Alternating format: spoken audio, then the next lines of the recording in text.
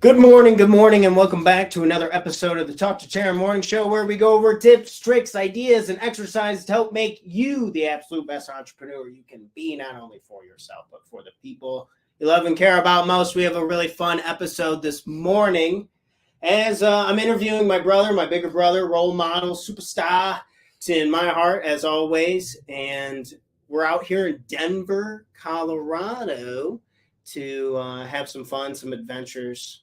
Sadly, our adventures are wrapping up, but I think we'll go ahead and we'll start with that. Thanks for coming on to the show. Yeah, brother, of course, man. Brother Steve. So this, we started, let's talk about the trip over the last couple days. We've done some mountain biking. We've done some rock climbing. We've done some hiking. And man, I got to say my legs still don't feel very good. We're kind of pushing the limit, but if you had to rank in order of your favorites of the things that we got to do between hiking, mountain biking, and rock climbing, how would you rank them? First, I just want to backtrack because you're like, oh man, it's such a bummer. Our adventures are coming to an end. Our bodies are pretty psyched. Needing some rest. Yeah. But of course, like climbing's my favorite sport. I train every day for it. It's hands down my favorite activity. But it was really nice mountain biking. Yeah. Especially when you think it's going to be flat and it's not. Yeah. You're like, oh, this is going to be so cool going down, forgetting the fact that you have to get back up the hill, which is unfortunate. But, you got to earn your turn in Colorado. Yeah. So earn your turn. What does that even mean? So mountain biking culture is huge in Colorado. Just cycling in general is just massive in Colorado. I mean, whether it's road biking on the 93 from like Golden to Boulder, a bunch of psychos doing that on that highway, or going up and down like Boulder Canyon or like Eldo. But if you get into actual like single track mountain biking, earn your turn means, hey, if you want to go downhill, you got to like propel yourself uphill, which is a huge detraction to a lot of people. You're a big lifty guy. Yeah. So to preface, park riding is the first 2 or 3 times I ever went mountain biking. It was a park where you got lifted up to the top of the mountain, and then you ripped down, and it was really, really fun and all exciting. And then it was we were in Durango. Durango, yeah. Yeah, Durango here in Colorado, and I'd never ridden up a mountain with a bicycle before. So much harder than advertised. Yeah, it is so much harder and you're just going so slow.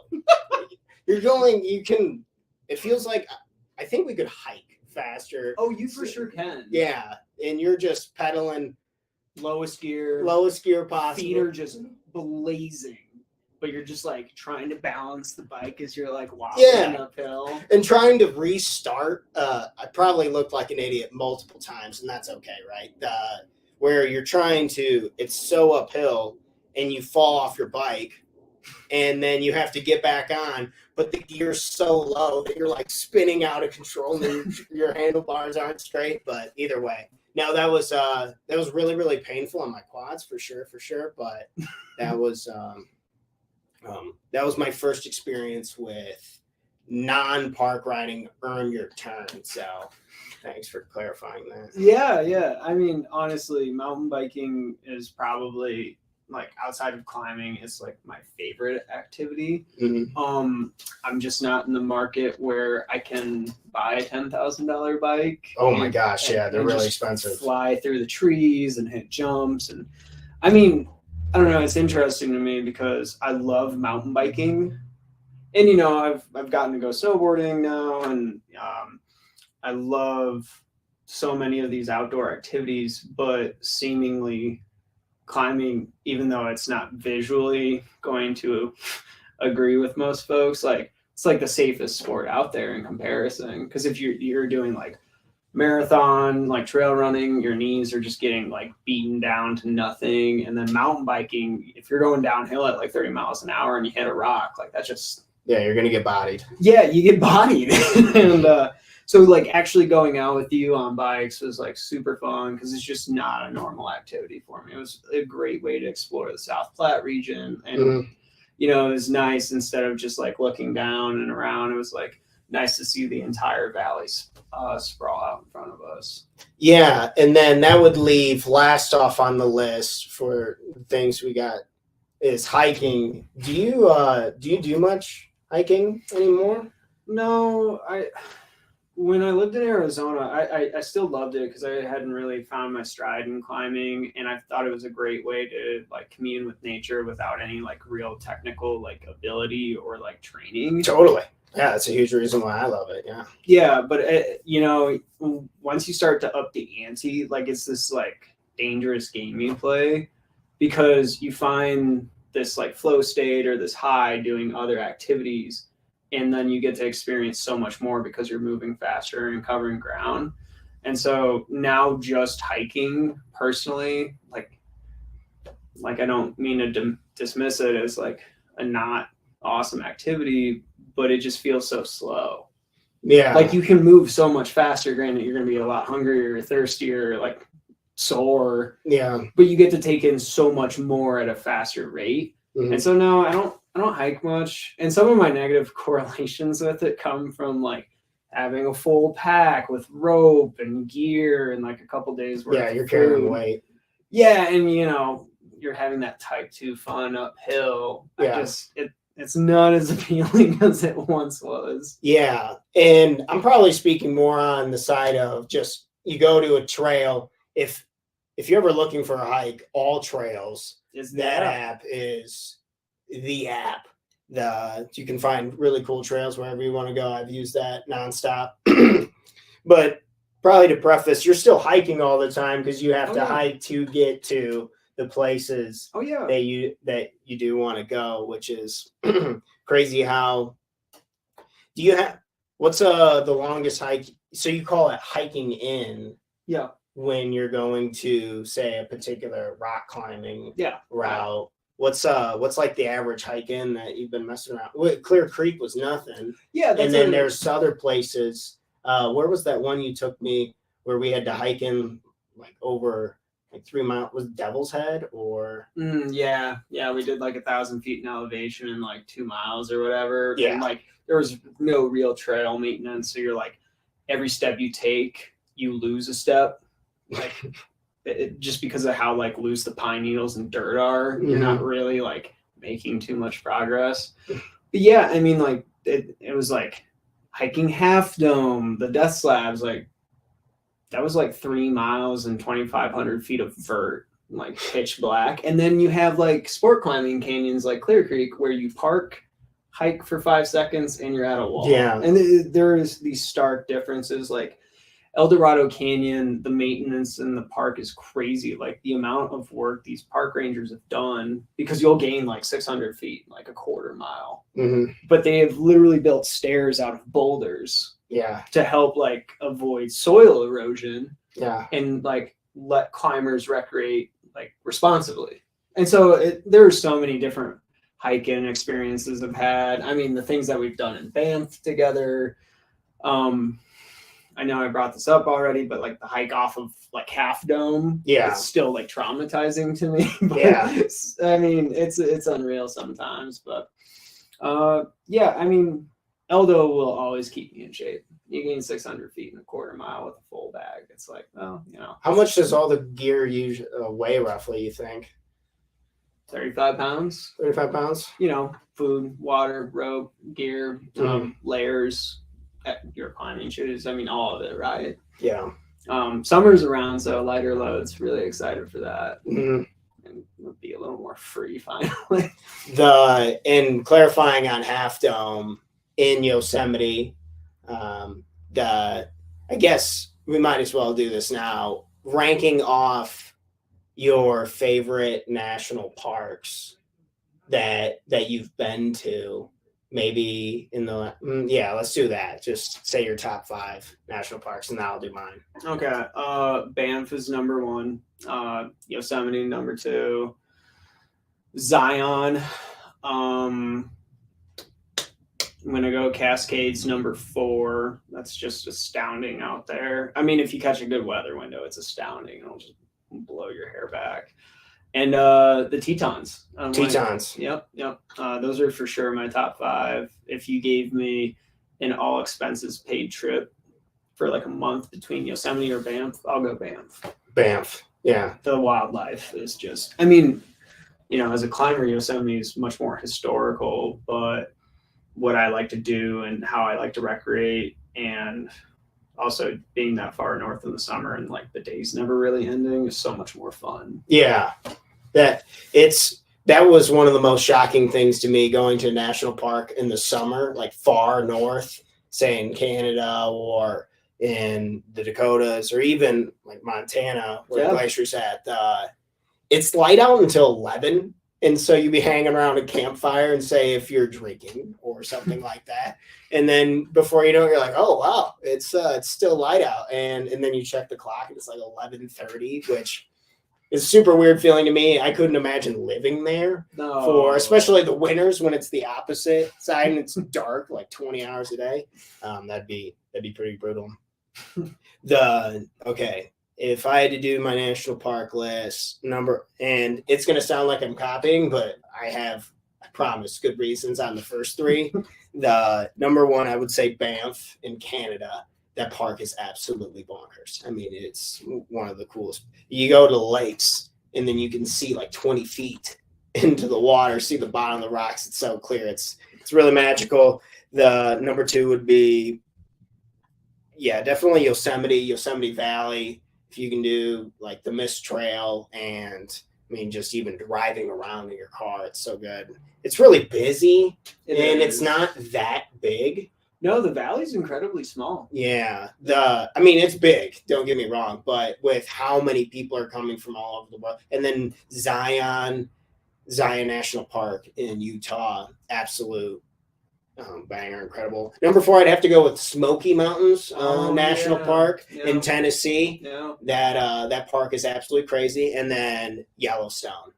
Yellowstone. It's with the geyser and the bison. It's massive. Yellowstone is so huge.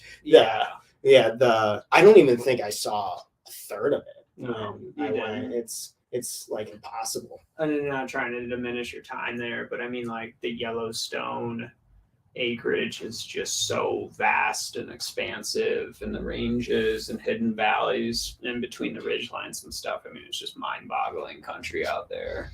Yeah. Do you recommend people? So we went. One of my favorite activities that we ever did was when we went kayaking in Banff. Oh, yeah. Absolutely incredible. I need to get my video editor to chuck some footage of that in here. It's talking about how clear the water is and stuff. Do you recommend those? Did you like those inflatable kayaks? If you buy them new. Buy them brand new. Buy them brand new. You never know how they stored them before. Yeah. Because you remember the people we were with were in the other one who was deflating. They were just doing donuts. Yeah. Like, they couldn't go anywhere. It's like, well, that's pretty inconvenient. Yeah. That's and you don't want to be in a national park. The water is so cold in Canada. It's not. It's probably in the 30s. 30, high 30s, yeah. It was brisk. Yeah, you don't want to go down in that water. And I know we do sometimes the cold exposure, but more than a couple minutes and not ideal. I don't have that type of character development yet. For cold exposure and a Banff Lake, I can't do it. So what's up with the whole over the last? Okay, when did you start hating winters so much? And winters are fake in Denver, Colorado, by the way. We had a real winter this year. A lot of snow. Dude, you weren't here. It was tough. Yeah. Seeing I guess all I see is keeping track of the temperature gauge, but living and driving, I suppose. Or were the roads clear? Or? Yeah, they were clear. It was fine. I don't know. So here in the Front Range of Colorado, every January we average about 6 days a month of 60-degree weather or warmer. This year we got 0. Like it was like a legit winter by Colorado standards. Like yeah, okay. I think the highest temperature we saw in January. I know this is not a lot to bitch about, but it was like 52. It's like the highest recorded temp, which, you know, moving here and living here because of the climate and everything was kind of a letdown this winter. Yeah. But my relationship with winter really declined like the last year I lived in Iowa. I remember, you know, I lived next to the Mississippi River in Dubuque, Iowa, and all 3 years that I lived there, there would always be this 2-week stretch in February where like the wind chill would reach like -50. And yeah, it legitimately hurt to breathe outside. Yeah, not cool. And you know, like the snow was so compacted and you'd go like snow blind if you tried to spend time outside, even if it hurt to breathe, and you're like trying to get some vitamin D in your life, and you're just like, you know what? I found it traumatizing. Like I just like if I get cold, I can't help but have this visceral feeling and be like, dude, this is not worth it. Whatever I'm doing, I'm like, you know what? I'm just not enjoying myself. Yeah. And I mean, I'll expose myself to some pretty nasty elements, like in my pursuit of climbing. Sometimes we refer to them as like the screaming barfies, like when your hands go so cold that you've lost sensation in them. Yeah. And then when they heat back up and you get that like really painful feeling, like that'll happen a lot. But the idea of being somewhere where you'll just go long stretches of like negative temperatures, I just will never, I can't. Yeah. I can't do it. I'm so soft. After living in Phoenix, I'm like, I just will never do that again. How long did you live in Phoenix? 5.5 years. Yeah. Yeah. And just coming on, just 2 years here in Denver now. Yeah. Okay. What would you put higher, Arizona or Colorado? Both badass states, by the way. Absolutely. Don't move there. Property taxes are shot. They're gonna take every penny from you. Don't move here. It's very loaded. You know, it's funny because in Arizona, everyone that lives there and had lived there for a good couple of years, it's a very transient place. Like you'll get a lot of people that are lifers there, and they go, yeah, I was just moving out to California. My car broke down in Arizona, so I just stayed here. And so we always joked about Arizona being the poor man's California. Get the palm trees in the valley and, you know, the paradise winters in the valley. But then we have enough mountain chains where you can escape certain climates. You know, Sedona, incredibly famous for Sedona, very beautiful. Yeah, for all of its formations and beautiful geologic location, but very temperate, all things considered. And of course, you have the San Francisco peaks to the north and Mount Lemmon to the south. And then you'll get these random mountain formations in the middle of the desert, which shoot from like 800 feet elevation above sea level to like 5,000 feet into the sky. And so they'll have different weather patterns because they're just so far above the like desert floor. These pressure systems will come in and just collide against the mountains, and there will be different ecosystems on top of the mountains. It's wild. If you're feeling a little cowboy and you don't like crowds, Arizona's the better state. Water issues will arise. The tap water there. So, sheesh. Yeah, tough infrastructure in the Valley of the Sun. It makes sense. It goes a long way. Yeah. I mean, the Colorado River is being stretched pretty thin there, and by the time like all the agricultural runoff hits, way down south, the Valley of the Sun kind of gets the short end of the stick. I mean, you know, there are other ways to treat your water and, you know, stay healthy and be informed. But yeah, definitely one of the trade-offs in the desert.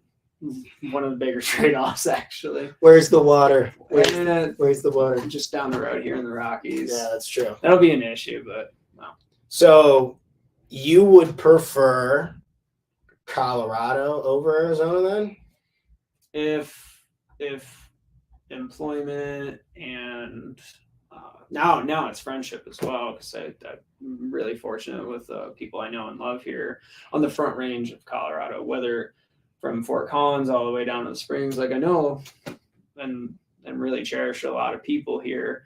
But if it was like no networking or like employment concerns, I would either Southwest Colorado or Northern Arizona, like very, very remote rural locations, but the community would stay more or less the same. That's kind of cool how it starts to kind of work towards more of a center point there between the two areas that you really like. If you had to give any advice to somebody, I know moving to a new area can be really scary, and making friends, it almost matters to me more or less of where I'm at a lot of times, is who I'm around and who I can spend my time with. You've always done really well scooping up friends and just doing new things. And you have any advice for like moving to a new area and making some friends? Yeah, I mean, you bring up how it is scary, and it's tough because if you have a adventurous spirit and you want to go somewhere new and like maybe begin a new chapter in your life, totally, it's tough. But if you are passionate about something and that area offers it, mm-hmm. you won't have a hard time making friends, because if you're vulnerable, you're passionate about some activity, some outlet of creativity. For sure. Not that difficult. It'll take time, right? Everything takes it takes time, allowing it to take time and not being too flustered, because but then you don't have the instant gratification with it either, because it takes time. And, it does take effort, because I mean there are a lot of climbing, well, I wouldn't call them climbing partners, but when I first moved to the state of Colorado, one of the meccas of rock climbing in the world, for sure, just because of access. I met hundreds of people. I'm like, oh, cool, we should go climbing sometime. And those relationships didn't work out. I mean, I have just like a select crew of people that I would call night and day and be like, hey, like, let's go out and do this dumb idea or this rad route. But the amount of people you'll almost cycle through, it's like going on bad first dates, right? Like someone feeds you too much rope and you take a giant whipper and you're like, oh, that was kind of hairy. Or, someone turns out to be like a personality clash, right? Like you just don't vibe with the person because, they could be,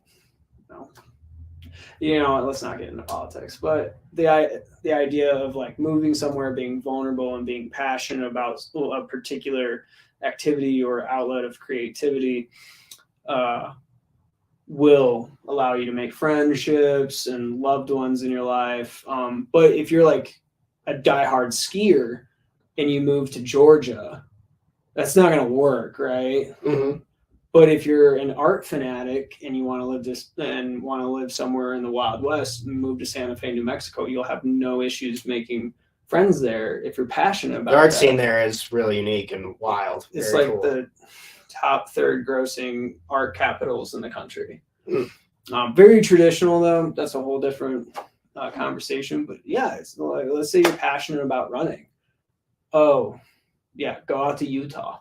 Like the cross country, they have all those ultra runner events, and I mean, not saying you got to go do 100-mile. You don't have to be David Goggins. But, if you're really passionate about something, and there's an area in the country that inspires you, and you can see yourself progressing in that environment, like you don't have to worry so much about making friends. That will come with it naturally. Also, being a little vulnerable and, taking chances. And, if you open up to people and you're genuine, you're kind and forgiving, I mean, it's pretty easy to make friends. Yeah, no, that's beautiful. That's well said. So finding your passion or something that you'd want to really do, whether that's rock climbing or running, or we use more outdoor examples because we're outdoor people, but I'm sure that can relate to many other things. Finding your passion, talking about art, and it seems like you're gonna have to bounce around a little bit, maybe, possibly, and that's okay too. Yeah. Wanting to try a few different areas. I want to go through. So Captain Steve has been really good at a very unique list of stuff that's badass, but unique and cool. I want to run through it, and then I want you to tell me your favorite area in the country to do each one of these things. Okay. And then we'll go through and we'll kind of pick apart each one. Okay. So first off, wrestling. Wrestling. The funny. I used to love watching you wrestle. I still like watching wrestling today. Pretty crazy. Love the UFC. It's pretty incredible how it's like very necessary tool. So location wise, what's your favorite area in the country for wrestling? I guess building off of what you firstly stated is it is really awesome to see the impact MMA is making on the sport of wrestling. Like wrestling's not as fringe. Well, I mean, it's still pretty fringe, but it's a very odd sport to most of like the country. Like there are countries like Iran and then Russia. I mean, they like really celebrate the sport, but here in the US, it has become much more normal to the everyday person because of that exposure from MMA. Granted, plenty of people still don't like it. Yeah. But it's much more normal nowadays. And I guess building off of that for location, I guess just because I went to school in the state and the culture there is insane. Like everyone knows or has a family member that is a wrestler in the state of Iowa. It's crazy. Yeah. Like they actually it's huge in Iowa. Yeah, they celebrate. It's a state of 4 million people and everyone knows at least one wrestler. Like it's crazy to me. Granted, you know, it's compared to everywhere else in the country where like in Colorado, I haven't heard a single person talk up. The sport is oddly growing here, but that's a huge migration out of the Rust Belt into the western frontier of the U.S., right? And so a lot of people are bringing these Midwestern traditions. Whether it's beer drinking, or wrestling, like these sports are moving out west, and it's really interesting. Granted, still, I mean, in comparison, like the youth programs all the way to collegiately, I mean, it's still like Minnesota, Iowa, Wisconsin, Illinois, Ohio, Pennsylvania, New Jersey. Those are just the staples. There's no arguing it. It'll never change. But it is changing a little bit in Colorado. But just because the family dynamics and the culture and the celebration of the sport, it's got to be Iowa. Okay, Iowa. It makes so much sense. Have you ever been to one of in Iowa City at the university, one of their meets? Yeah, I got to go to a Hawkeye duel. They're pretty jam packed for 16,000 people. Wow, yeah. So wrestling's pretty cool. It's electric there. It's wild. Like they're about it. There are so many Hawkeyes that have won in there that should have not won, just feeding off the crowd. Yeah. So many guys have wrestled in Carver, and you just by like the first 3 minutes, like you can tell they're drained. They just can't handle it. There's just so much going on. There are 16,000 Iowans screaming at you to lose. Very intense situation. Yeah. It's a lot for a 20-year-old to go through. No, it's wrestling's so unique, and so I mean, we could go on and on about so many of the benefits. The next one I wanted to talk about was longboarding. Longboarding. If you ever go to Steve's Instagram, some of the older videos of you longboarding, you're gonna have to scroll back kind of far. Down literal mountains. First off, what's the fastest you think you've ever gone on a longboard? I clocked in at 43 miles an hour. 43. That is absolutely flying on a piece of wood. Yeah, it is. It is a lot when you are only like a foot off the ground. Right. So favorite location in the country for longboarding? You know, it was really cool in Flagstaff, Arizona. The San Francisco Peak mountain chain runs through. Flagstaff. Oh, And so you have a lot of the rolling hills. I mean, it sits at like 7,500 feet in elevation, but the San Francisco peaks and that mountain range run through Flag more or less. And so there are multiple parks with paved roads. And an old partner of mine would, like we'd go hiking and then I'd bring my board and then she would drive me to the top of the hill and I'd take a few runs. There were times where I just earned it. And then like the city of Phoenix, like I would find these like really nice undeveloped neighborhoods, but they had paved roads up the hillside. Yeah. And I would just walk back up. Good. After like a half a mile run, I'm carving, going toe to heel side and everything, doing speed checks, not trying to hurt myself. And but yeah, at Flagstaff, because of the forest and everyone was really encouraging out there. Flagstaff's a huge hippie town, and so people would just see some dude like hitting a front side like speed check at like 30 miles an hour around this corner, and people would just be like, "That's awesome!" Yeah. So that place always like is near and dear to my heart. Nice. What you skateboarded when we were kids? Yeah. Is that what got you into that, and it's just kind of a natural progression thing? I just don't see it that often. Yeah. I know you did a competition for it in Indiana so long ago. Yeah, in southern Indiana where there's actually some hills. It's interesting because now that I'm older, I have a better understanding of like what is attractive to me, like activity wise. Because I used to think it was like the intensity of the situation, but it's actually like the flow state where you don't think about the past, you don't think about the future. Yeah. You don't, oh yeah, I left the oven on, or like some self-doubt, like they're like, oh my God, and I got wedgied in 5th grade. You don't think about any of that. Yeah. Like the moment is so intense that you can only live in the presence and or the present. And I guess someone broke that down to me. I was like 26 or something like that. They're just like, oh, it's just, a cheat code. Instead of hiking to the Himalayas and meditating for 5 years, you can just live a very deliberate and intense lifestyle and you will gain that moment in the present. And so that was my big thing. I didn't understand it at the time because I was like, oh, I just like to go fast. Right. and then when you stop going fast immediately, you're like, that was kind of rough. Yeah. It seemed that the intensity almost forced the hand of focus and and then doing it for so long. Oh yeah. Everything, all of the things that are wrestling to now into longboarding, the intensity is really high and the focus needs to be there. You're going to get bodied. Yeah, you're going to get hurt. You're going to get hurt.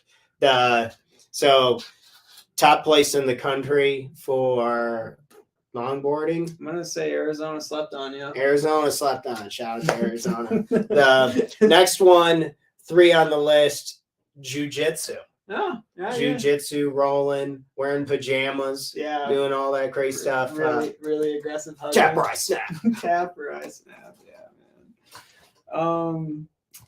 Yet again, it was really interesting because the year that I won No-Gi Worlds at Blue Belt, there was a Arizonan who also won purple No-Gi Worlds, and then a brown belt who won No-Gi Worlds, and then he also won Pan Americans at brown. Honestly, I was like, wow, this state is actually pretty turn it on. Because, I mean, California is the mecca of jiu-jitsu. A lot of Brazilian greats migrated to California, mostly for the money. But, I mean, obviously California's California, or it used to be at least. And so, like, the culture was really great for jiu-jitsu, and the history behind jiu-jitsu in California is really intriguing if you're curious.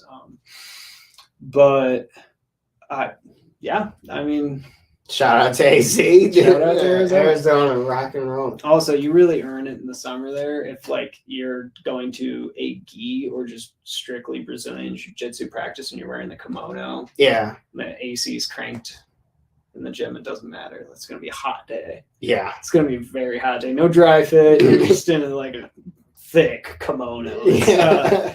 And some character development for sure. What was your favorite thing about jiu-jitsu? If you had to, or just something that comes to mind. You know, with grappling sports, you know, I think about the intensity again, but my favorite aspect of grappling sports was the camaraderie. Really? Yeah, because you have bad days Totally. where you just get wrecked in training. Yeah. You know, I was working construction and competing in jiu-jitsu, so there were days where I'd be just sunburnt, dehydrated, tired, but it's like 3 weeks out from the world championships. Yeah. You don't get to take that Yeah, time you gotta off. get it going. And, you know, the people that become your best friends are there to like pick you up when you're down. For like, sure. That was the same thing with college wrestling. Like, hey, you're 15 pounds down, you have another like The weight cuts, Yeah. man. The weight cuts. Yeah, and I mean, like, you know, these are your favorite people. They know how to like at least entertain. You might not laugh because of how hungry you are or tired you for are. sure. But at least they're entertaining you and they're supportive and they're like assuring you like, hey, what you're doing is right. Yeah. You just have to persevere. Like, I love the camaraderie that comes with grappling sports. That's cool. It seems it's such a good balance of both worlds, like you're talking about, because when you get out to the mat, it is you. Oh, just you. But then in the training and the support, and whether you're cutting weight or you're just learning new technique and stuff, it seems like such a team environment. But when you perform, it's an individual thing, so it kind of seems like a cool mix of both worlds, because you train and then you gotta go do the thing.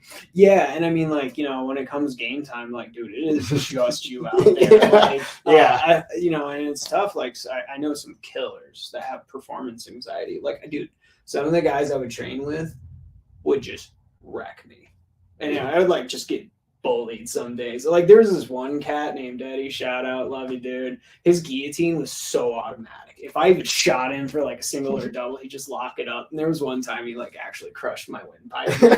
My throat hurt for like a week. Dude, it was wild because he never meddled when we were training together. And like there were multiple tournaments I'd bring home hardware and he didn't. And it was wild. It didn't make any sense to me. Like Showtime, wrestling in college and the nationals and stuff, it gets you kind of like acclimated for the big stage, but you train with these absolute showstoppers. And then it's time for the show and, they freeze, they hesitate. They're not used to the environment and the difference and the crowd and like people yelling at you in Portuguese and stuff. It's unique. But it is just wild because like there were so many brilliant grapplers that I've like trained with and they would just beat me into the dirt. And then come showtime, they couldn't do it. With performance anxiety, I think I can't remember if this fear is right. Like the number one fear is public speaking, I think, or the most common. Most common. It seems that's, if you want to just take the root out of that, imagine performance anxiety. Do you think wrestling in bigger crowds and stuff like that, or did it shell shock you too when you started, like when you were in jiu-jitsu, or what kind of helped with on your end of it? Because it always seemed like you handled that stuff really well. Well, I don't know if you remember this, but the first time I made it to state in high school, totally choked. Just went out there like a total turd. Like I was like, oh my God, look at all these people. Like I just froze like a deer in the headlights. Yeah. But that experience was so good for me. Yeah. I mean, granted, I took it and ran with it, like experience-wise, because I mean, like I was pretty deflated afterwards. I was like, I worked pretty hard to get there and just lost. Like it was tough. Yeah, that is tough. But it came to a frequency thing. Like, the more you do it, the more you get used to it. Like, hey, if you're going to be a public speaker, you need to go out there and lay an egg every once in a while. I know comedians talk about that a lot. And they're like, you'll go out there, and if you're rusty, you'll just fart a dud. Just bomb. And so, like, my sophomore year of college, I went out nationals. I was like ranked second. Made it to the semifinals. I'm like one match away from the finals, wrestling a kid that I'd already beaten like bad earlier in the year. I'm like, oh my God, I'm I'm going to do it. I'm going to win a national title. Laid an egg, lost an OT. I'm like, whoa. But I mean, like, I looked at the crowd, all the the other college recruiters, because I was junior college, like all these D1 schools, like, and their coaches are sitting in the crowd, and all these expectations, and I just botched it. But you know, come around my senior year, it's like, dude, no stage fright. You get used to the crowds, you get used to the boos and the oohs and ahs when you do something cool. And by the time I got into jiu-jitsu, I was like, this is perfectly normal. Yeah. Like, I've been doing this since I was like 10, dude. Like, you go out there, you hear a lot of shouting, you just kind of like, you know, block it out and do what you've been trained to do. Yeah. What's the term, like, when you're in the moment you're combating, you like always revert back to your training or something like that? Yeah, I mean, you really go into this like primal place more like, and it just becomes muscle memory. Yeah. I mean, like, it's good. A good coach won't actually coach too much. Like, maybe these like finite positions, but hey, let's breathe. Let's slow our heart rate down. Hey, good body position. Let's keep working on the edge. Hey, you know, wrestle through those positions, but like nothing like direct where your brain has to kick in and you start doing critical thinking, because like that part's over with. Yeah. Now it's just muscle memory. So a good coach will just be like, hey, interesting. Let's calm down. Yeah. You already know what to do, but here, like, let's finish through this position next time. Or like, hey, you know, let's be aware. Interesting. Like, yeah. That's so wild to think that. Yeah. Whenever I'm watching like the Big Ten tournament and they go to the corners, it's really, that makes so much sense that this isn't a time to psychologically process and learn the situation. It's very stressful. Yeah. Versus like, oh my God, my heart rate is at 185 and it is showtime. So jiu-jitsu, so just doing it and getting out there, getting comfortable with yourself and just being in front of people. And yeah, it makes too much sense to, that's probably not the answer, you know, you want to hear, but it's like, you're going to have to go out there and not be super amazing. I'm sure everyone universally understands that. Yeah. But it's still like shocking to the heart when you still first get out there. Yeah. And I mean, like, you know, that's a huge moment of vulnerability, circling back into being vulnerable. I mean, like, you know, a lot of people want to talk the talk, but never want to walk the walk. And it's, you know, it's tough because when you're on the other side and you get beat down and you're in front of a bunch of people, like, you can't help but be like insecure. Yeah.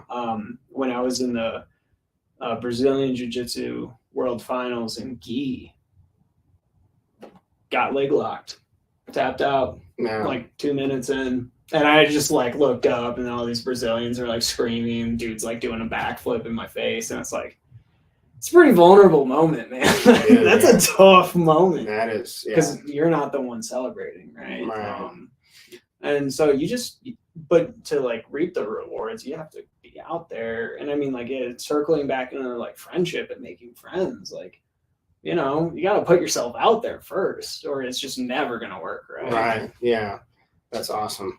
Putting yourself out there and being vulnerable and compassionate, very, very inspiring. Getting to the last one, so that would be, we've talked about wrestling, longboarding, jiu-jitsu, and last but not least, rock climbing. Yeah. Rock climbing. Come on. Oh, first, tell me, before we start getting to location or whatever, what the hell are we, this is a practice wall. We're in the master training shed. Yeah, so I'm actually wearing the shirt. So this is the Climbing Project Readiness Institute, or as most people like to refer to it as the Chronic Pain Re-Injury Institute. Oh, jeez. No, I mean, we have a campus board, we have gymnast rings, we have a hang board, and then this is the spray wall, is what we refer to it as. And you just like, you'll tape up problems, and it's at a 25-degree angle, and most of these holds are about a pad on your fingers wide. But yeah, this thing is how we train and get strong and get ready for the bigger stuff outside, because it's like you just have to train your body, get ready in these positions, because it's like if you never held on to like 3/4 edge before you get up like 500 feet. Yeah. Like you're not gonna be able to hold on, especially as you're like shaking from fear. Yeah. But yeah, this is where I train every day. This is where I spend most of my time getting ready for the hillsides and the bigger objectives and everything Colorado has to offer a climber. Yeah, this did you build this wall yourself? You build it with Tal, your best friend, or how did you guys how did this even Tal actually took this objective on himself. So when I moved in, he already put up the spray wall. So I came in, I was like, oh my God, this is, I mean, even before I moved in with the guy, we joke that the studio I live in the other part of this property is the CPRI dorms. Yeah. Like the main trainee here. But yeah, he built this wall and he put a roof finish to it. And I don't think you can see it in the camera, but there's even a roof finish. But campus board and the hang board and everything we contributed to. We actually reinforced the rafters for this guy because I mean there are some moves going into the roof that you're like, maybe we should have 2x6s up there instead of just 2x4s. It seems like rock climbing's helped your construction skills. I remember you had built a wall in Arizona. Yeah, you used to live in Arizona. You gotta train hard. How often do you train for climbing, and how often are you climbing now? Well, the tough part is finding a balance between training very specific things. Like it's funny, after Yosemite last year, we came back and we did an assessment like through a coach's program to see like what your weaknesses and what your strengths were. Yeah, very cool. Yeah, and it turns out like I have baby bitch finger strength. Like because what you'll do is you'll hang on these small edges and attach weight to your hips, and like however long you can hold on with that weight will kind of indicate like how strong you are. Yeah. And they did the assessment and they were like, wow, you like probably project like 5'11". I know that'll be confusing, but I was like, I project like 5'12 plus 5'13". Significantly harder. But my finger strength is just non-existent. My footwork, my psychological game, core strength, great. Yeah. But yeah, it just turns out it was like a legitimately like finger strength issue for me. Yeah. This so you train how often, you'd say? I'd say at least 3 days out of the week. 3 days. And then try and go outside and climb because that's the fun part. Yeah. And go and climb at least 3 days a week outside. Yeah. This getting to get outside, I guess location wise, jumping into that, where's your favorite place to climb? Sport climbing? Yeah, we'll go sport climbing. There's a variety of different types of climbing. Talking about sport climbing where you're roped in and then you're climbing upward and clipping yourself as you go. Probably the most beautiful area I've been to recently is like the backside of the Flatirons outside of Boulder, Colorado. Now, so far, I mean, here on the Front Range, easily accessible. You have to hike through these beautiful lands. Yeah. And, the backside of the Flatirons is very hard, very tall, very exposed. So like you get that like, that's not the point of climbing, but you get that adrenaline rush. Totally. And like, oh my goodness, like if I botch this next hold, I'm going to go for like a 20-foot whip. And you're like, ah! Yeah, right. Yeah. It's intense. But absolutely love the backside of the Flatirons. There's like no noise pollution. You're so far away from the road. Yeah. And you're in these beautiful forests. And most of the people I've met out there in these like hard man areas, we're all on the same MO, very kind people. And I mean, you can start up a conversation with anyone because you have that common ground. So, yeah, the backside of the Flatirons have been my favorite so far. Yeah. The Boulder's so cool. There's a ton to do. It's not as big as I thought it was. No, it's pretty little. But it's bigger than Golden, right? Yeah, bigger than Golden for sure.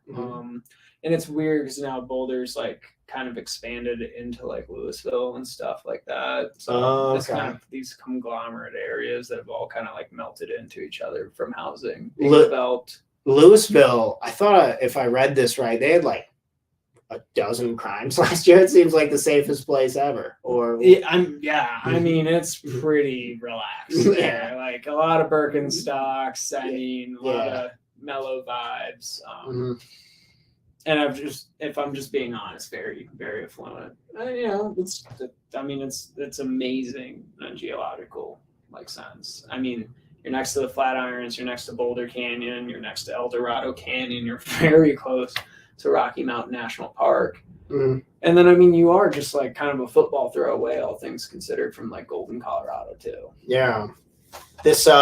So you had a pretty serious goal recently with climbing. I wanted to ask you a few questions about goals because you seem like you've always had like one specific vision and then kind of tackling it head on through some of the stuff we've been talking about. So what was the grade of your last big ascent that you were really psyched about? Yeah, so real quick, just so it's a little more easily digestible, the Yosemite decimal system is how we grade difficulty in rock climbing. And anything that's like slightly like graded will give, all right, if you're not jumping from like one big rock to one big rock, like going through a talus field, and it's just like this continuous grade, we'll give it like 5-0. But as the rock continues to become less featureless and then eventually more vertical, we'll go from 5-0, 5-1, 5-2, up to 5-10, and then we start breaking into these like subjective lettering grades. So once you get to like dead vertical, and then holds become very sparse, and it's very technical, and you should be wearing a rope. Right. It'll be like 510A, 510B, 510C, 510D, and then you start over at 511. Now, my goal was to climb my first 513A. You know, new number grade, and I mean that's starting to really separate you from individuals. It's not the point, but it's really starting to show that, hey, you have put your time in a diverse amount of areas and rock, and that you've gotten strong enough and technically good enough where you can climb that grade. 513A was my goal last year, and I came up short. That's just the reality of the situation. I was doing a lot more big adventures, not training very much. Yeah. Because I was climbing outside all the time last year. I was like, oh, that is training. Yeah. You can't tackle things like that because you're going to need to like be really like specific. Yeah. And I mentioned earlier, like, you know, I don't have the best finger strength in the world. That was what was lacking. So yeah, 513 was my goal last year, and I have a new goal this year, and so far I'm 20% on the way done. 20%. And this year it's like a volume thing, like you want to do a number of particular difficulties. Yeah, I would like to climb 513 routes. Okay. And what advice would you give for picking a goal and going like full bore, like to go after it and achieve it? I guess if you had any advice to yourself like a long time ago, if you could talk to your younger self about achieving goals, any advice that you'd don't give in to FOMO. Fear of missing out. Yeah. Yep. Don't give it into it, because something that's really prevalent in rock climbing is our influencers or just professionals sharing these incredible videos and photos of these unreal locations, doing their own projects, their own goals, and living their own life, right? But a very different life, and being influenced by that and straying away from the process was very detrimental. I mean, once you start to stray away from the process, I mean, you're just setting yourself back. And my big thing has always been FOMO in climbing. Like, was much better about it in wrestling and jiu-jitsu because it's like, oh, this is a very organized sport. Climbing's wild west of athletics. I mean, it's in the Olympics now, but as an individual pursuit in the outdoor realm, it's very Wild West. It's very up to you how you want to spend your time. And a lot of people just, hey, I'm just going out to climb like 5 weekends a year. Like, yeah, awesome. yeah, Those that make a lifestyle out of it, you just have to like stay on your own path. staying on your own path. Yeah, Really like figure out like what motivates you to participate in this activity. And if you're honest with yourself, just don't stray away from like whatever motivates you. yeah.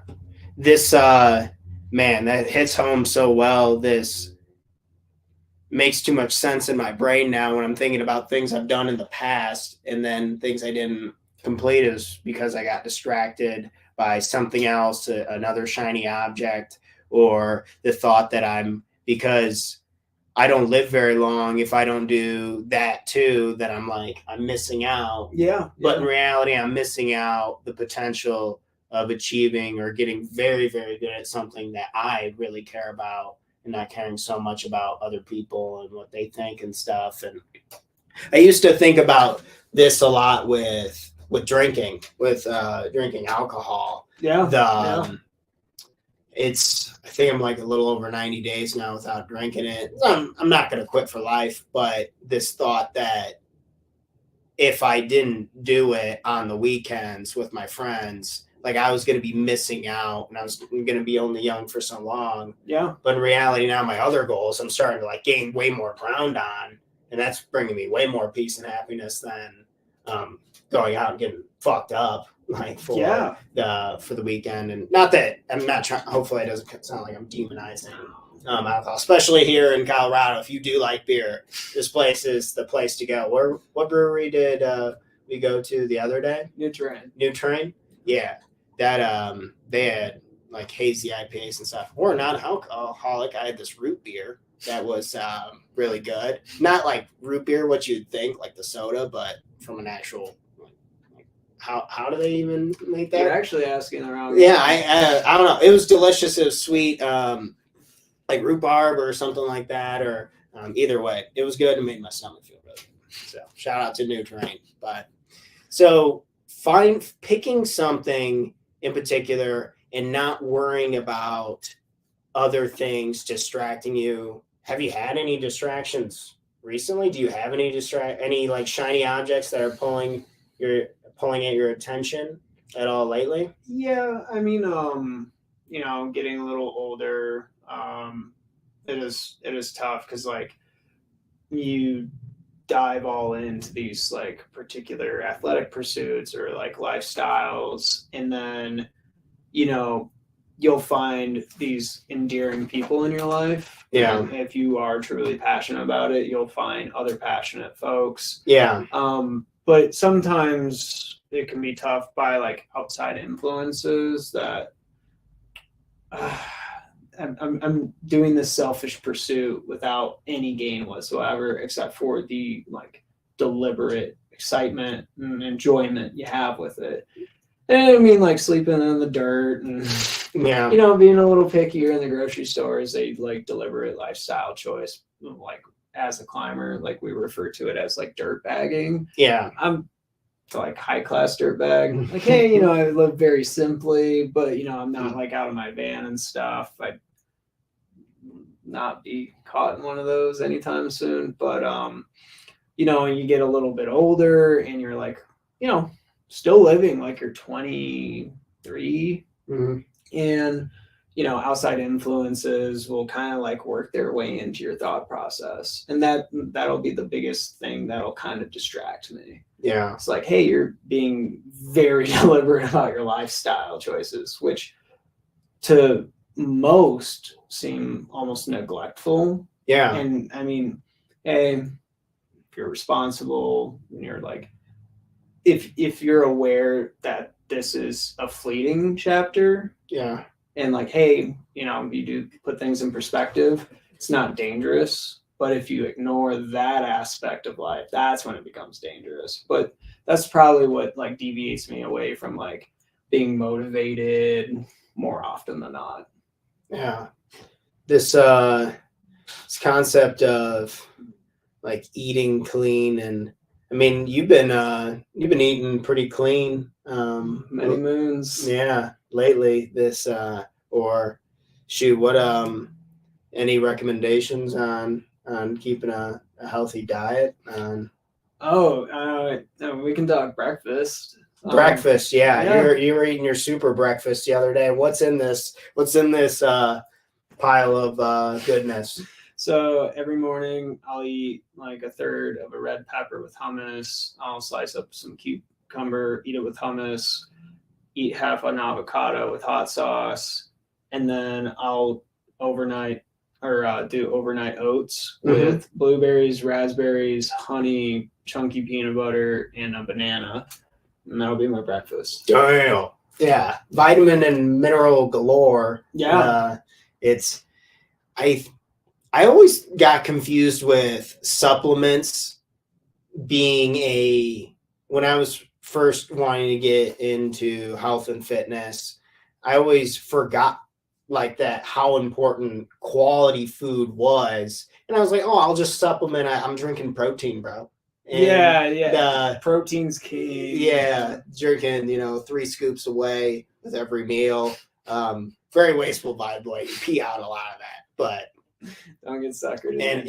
Anyway, but forgetting how important, or knowing that if you're going to do anything with health and nutrition, seems like really high quality foods seems like the way to really start and focus on.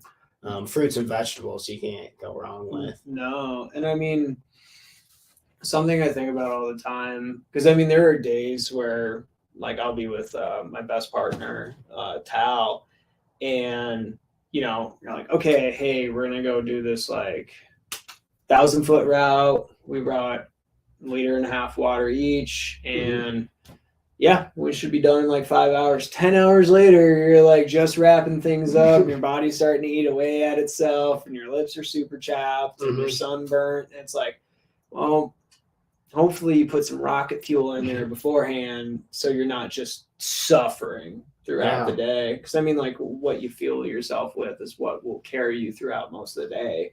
So I mean, I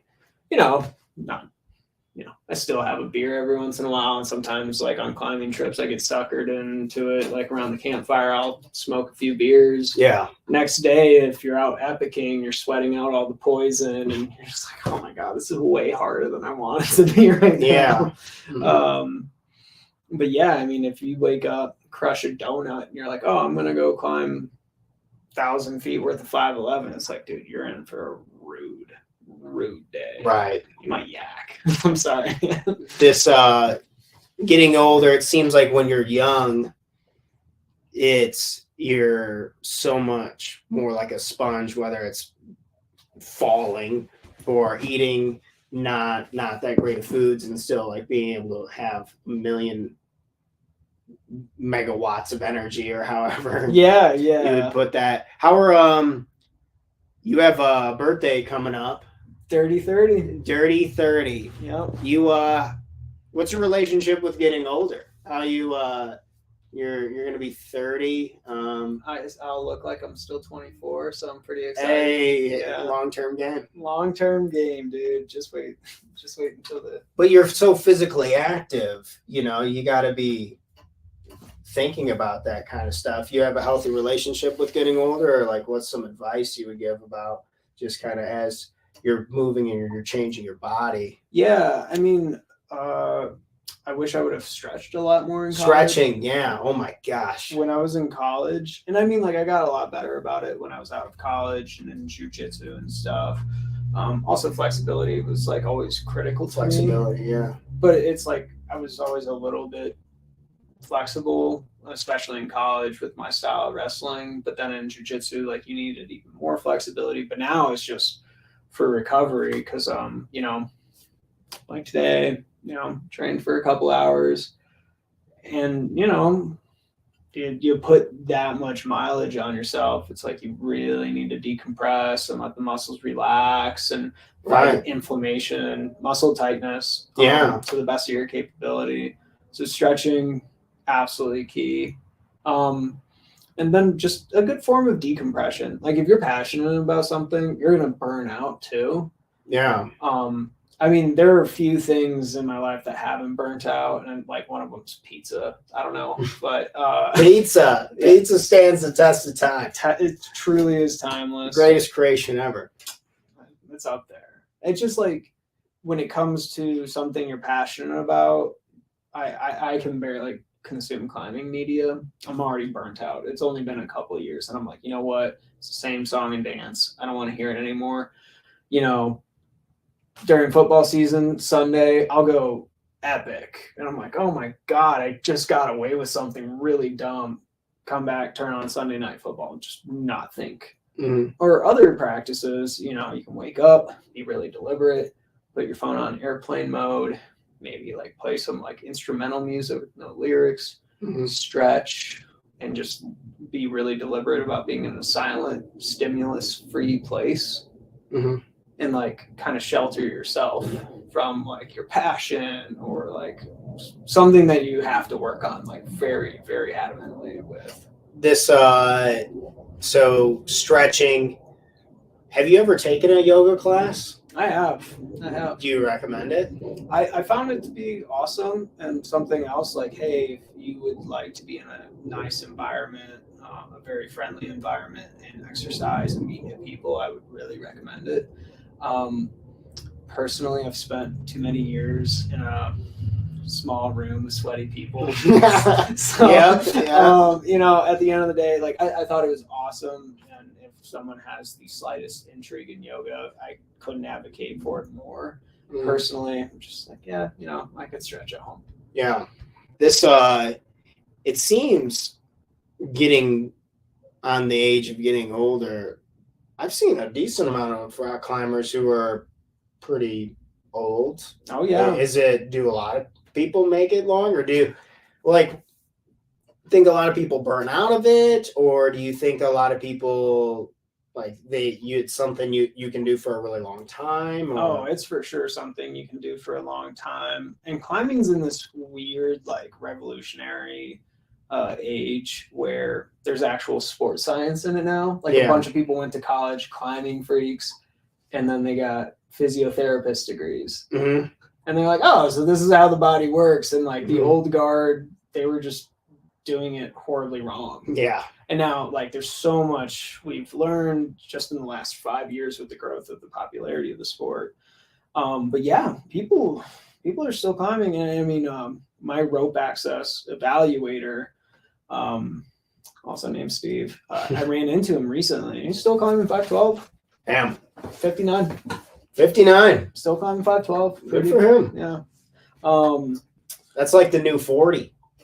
It is actually. It's getting wild how spry, and I mean, people aren't doing labor jobs for 50 years now. Yeah. Like, and then beating the crap out of themselves so they can actually do recreational things, it seems like, for a lot longer. No, totally. And then, you know, it also a big dropout of climbing feeds into ego. So those have been climbing for many, many years and remember yesteryear a little too fondly. Yeah. You know, it's like, oh, well, I used to climb this difficulty, but now, you know, I'm a little older, I've had kids, and, you know, I've got a house and a mortgage, and, you know, I'm sitting at the office a lot more instead of like living out of my truck, climbing it. Right. Like you're just not as fit as you once were. Right. And then it's like, well, that's a natural progression.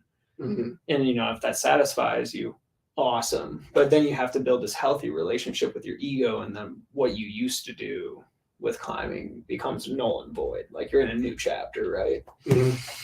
And I mean, I'm excited because, you know, joked the dirty 30, but it's like, oh, cool. Like I'm just now hitting like my physical prime as a man. Totally. I'm really excited for the future. Yeah. No, that's really awesome. This I wanted to get a would you rather from you. We always like to play It's the best way to pass the time on a road trip. This, would you rather be able to climb, so would you rather be 2 grades stronger, so going up 2 steps in difficulty, like being better in 2 degrees up, like from your climbing. So you could climb, say, what would be 2 grades up for you? 513C. 513C. So you'll have that strength, but you can't climb for a year. Mm. Or you just stay where you're at. Which one would you take? I would just stay where I'm at. Stay where you're at. You gotta love the process. Love the process. Perfect answer. Yes, that's what I was hoping you would say. This kind of just, hopefully when you get caught up, I mean, it's probably so easy to get caught up in wanting. So you want this goal. For me, it's like a particular size with this company and yada, yada. And then forgetting about talking to people and working with them and trying to help them in between it. And then but if I were to ask you, I'm always focused on the end result, and the end result drives me crazy. But if we ask simple questions like, what do you enjoy more? People always just say the process. And it's duh. So recently when I did climb my first 513, my best friend, the guy I live with here on the property, was the one that was like feeding me rope and made sure that I wouldn't fall too far. Mm-hmm. My absolute best friend was with me feeding me rope as I was like climbing the hardest thing I've ever climbed. And he's also the person that I trained with a bunch. And he's the person that I did all these things Yosemite with. And having your best friend there, like accomplishing your goal after putting in that much time, like if you were just given that, the intensity of the moment would be lost. Because I mean, I'd be a liar if I told you I didn't tear up a little bit. Totally. It was like all those endless hours of doing the same things, falling, failing over and over again.